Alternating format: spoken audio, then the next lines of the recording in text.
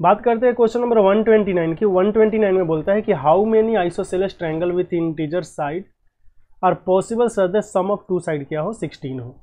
तो हमें आइसोसेलेस बनाना है, मतलब ए एंड बी करके बनाना है। एक केस तो ऐसा हो सकता है कि दो साइड को ऐड करके 16 आ रहा है, तो दोनों इक्वल को ऐड किया और ऐड करके क्या आ गया 16 आ गया। अगर इक्वल को ऐड करके 16 आ गया तो ए का वैल्यू 8 हो गया। अभी बताइए जो बी का वैल्यू है ना, तीसरा साइड, उसका वैल्यू किससे ज़्यादा होना चाहिए? बोलेंगे 0 से ज़्यादा होना चाहिए, 16 से कम होना चाहिए। तो 1 से लेकर 15 तक तो टोटल 15 वेज आ गया। बोलेंगे हाँ भैया आ गया, लेकिन क्वेश्चन में तो ये बोला ही नहीं है ना कि इक्वल साइड को ऐड करके 16 लाना है। ऐसा भी तो हो सकता है कि a प्लस बी को हमने ऐड किया और 16 आ जाए। बोलेंगे हाँ हो सकता है।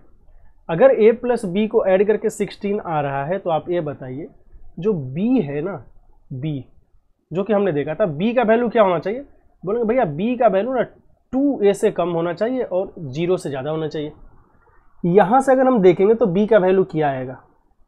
b का वैल्यू क्या आपको दिख रहा है कि b लिखोगे भैया तो 16 माइनस a आ जाएगा, तो 0 ये आ गया 16 minus a less than 2a।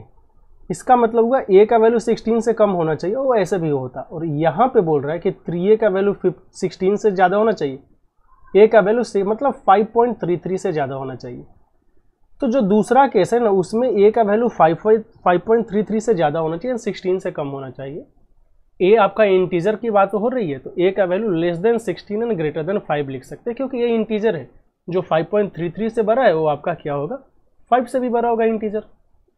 तो इस केस में एक नंबर ऑफ वेज कितना हो गया? नंबर ऑफ वेज अगर हम देखें तो 5 से 16 का मतलब 10 वेज आ गया है। 10 वेज आ गया है, मतलब 6 to 14 आ गया ना, तो 6 8 9 वेज आ गया है। तो ऊपर 15 वेज है, नीचे 9 वेज है। टोटल ट्रायंगल्स कितना हो गया? टोटल ट्रायंगल काउंट करेंगे तो आ जाएगा 24। तो इस क्वेश्चन का जो सही आंसर है वो है 24, जो कि है ऑप्शन नंबर डी। उम्मीद है आपको ये लॉजिक समझ में आया होगा। फिर भी कोई डाउट रह जाए आप कमेंट सेक्शन में ज़रूर पूछ लें।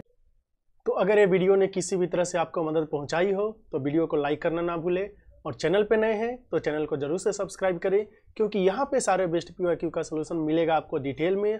और अगर हम यहाँ पे कोई कॉन्सेप्ट डिस्कस करते हैं तो उठाएंगे बेसिक से लेके जाएंगे टॉप तक। तो फिर मिलते हैं अगले वीडियो में एक नए सॉल्यूशन के साथ और एक नए कॉन्सेप्ट के साथ।